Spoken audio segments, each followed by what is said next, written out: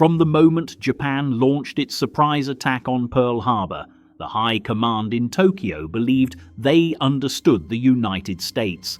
They pictured a soft, divided, comfort-loving country that lacked the iron will to fight a long and brutal war. Japanese propaganda described Americans as decadent, lazy, obsessed with material comfort, and unwilling to suffer casualties.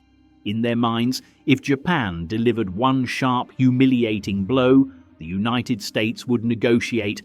They imagined America as a giant with big muscles but no resolve. But within months, and in some cases within weeks, that entire worldview collapsed. And there was a specific moment, an unmistakable turning point, when Japan realized they had miscalculated not by inches but by miles.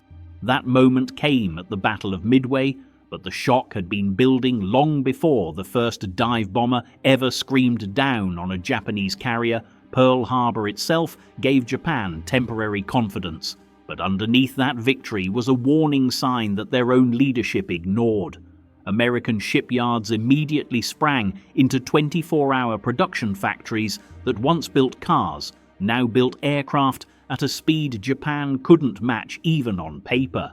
Within days of the attack, tens of thousands of young Americans lined up at recruitment centers across the country. The Japanese had expected protests, fear, political hesitation. Instead, they saw a nation unify almost overnight in a way Japan never predicted. Japan had awakened a population that was bigger, richer, and more determined than they had ever imagined. But that still wasn't the day reality hit. That came later in the middle of the Pacific Ocean, when American codebreakers and pilots turned Japanese confidence into the first major defeat of their empire.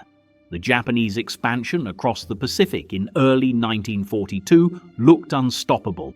They crushed British forces in Malaya, marched through Burma, captured the Philippines, and raised their flag over territories the West had held for decades. Tokyo believed this winning streak proved their strategy right. America wasn't prepared to counterattack. Yet behind the scenes, American cryptanalysts were quietly reading parts of Japan's naval communications. This meant that by late spring, the United States knew Japan's next major move, an attack on a small atoll called Midway. Japan thought this plan was a brilliant trap meant to destroy what remained of the American fleet. Instead, it became the moment Japan realized their enemy was far more dangerous than expected, not only in bravery, but in intelligence, industrial power, and strategic thinking. In the early morning hours of June 4th, 1942, the Japanese fleet under Admiral Nagumo began launching aircraft to attack Midway. Everything seemed normal at first. The Japanese believed the Americans were unaware, scattered, and still recovering from Pearl Harbor. But within minutes, American aircraft were already in the air, heading straight toward the Japanese carriers. That alone was a shock. Japan had expected surprise. What they got was a coordinated response that proved the United States knew exactly where they were. This was the first warning. The second was far worse. American torpedo squadrons attacked first. Almost every plane was shot down. Dozens of young American pilots flew into walls of Japanese anti-aircraft fire, knowing they had little chance of surviving. Japanese commanders watched these suicidal-looking attacks and began to realize something was wrong with their assumptions. These weren't a soft people. These weren't men afraid of dying. They kept coming, wave after wave, even when it seemed hopeless. And every minute Nagumo spent fighting them was a minute he couldn't reorganize his carrier decks. The Japanese officers on board the carriers later said there was a moment that changed everything. A brief, terrifying silence in the sky, followed by a roar. American dive bombers appeared out of a perfectly timed break in the clouds, dropping almost vertically toward the Japanese carriers. It was as if they had fallen from heaven. In a matter of minutes, 3 of Japan's 4 frontline carriers, Akagi, Kaga, and Soryu, were turned into burning ruins. By the end of the day, the 4th, Hiryu, would be destroyed too, Japan had entered the battle expecting to crush America's last carriers.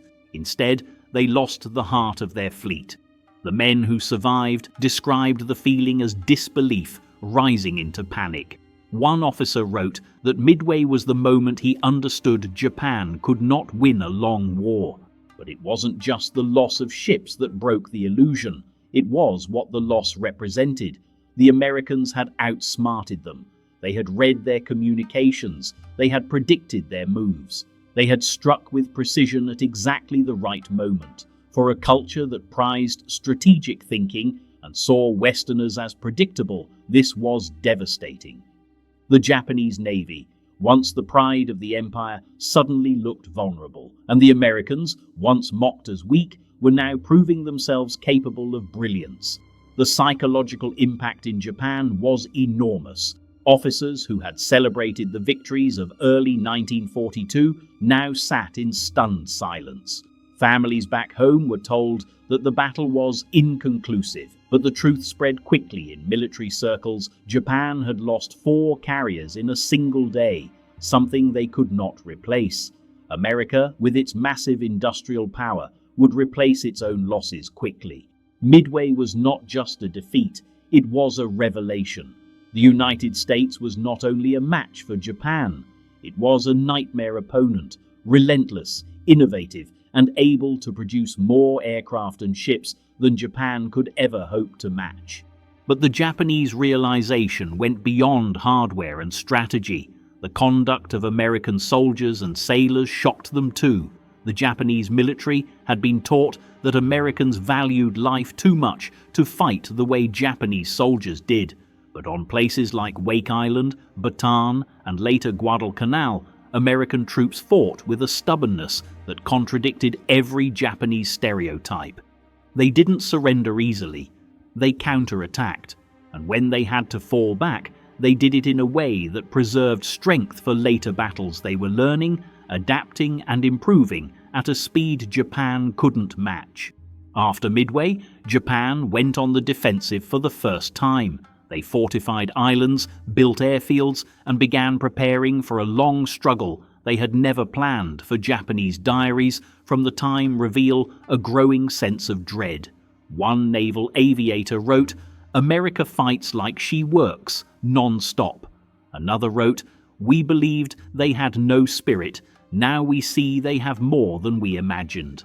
The next major shock came on Guadalcanal, where US Marines landed in August 1942.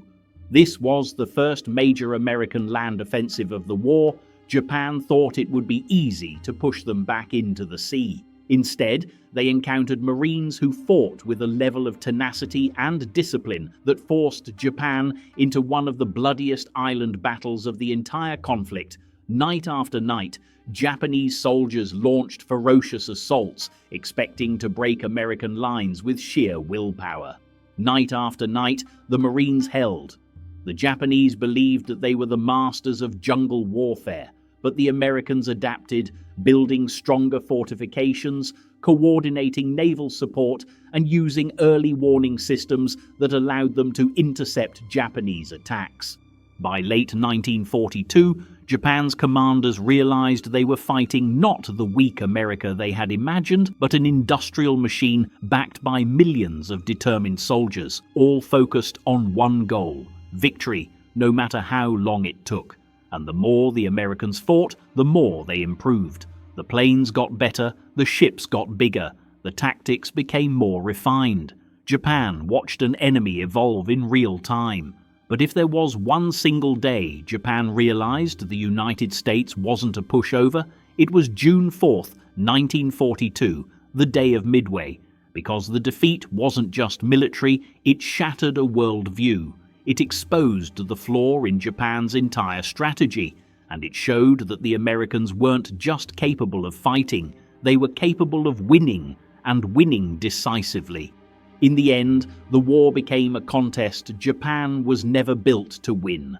America's industrial power, strategic innovation, and national unity proved overwhelming, but the psychological turning point, The moment the illusion broke happened when Japanese sailors watched their seemingly invincible carriers burn on the open sea.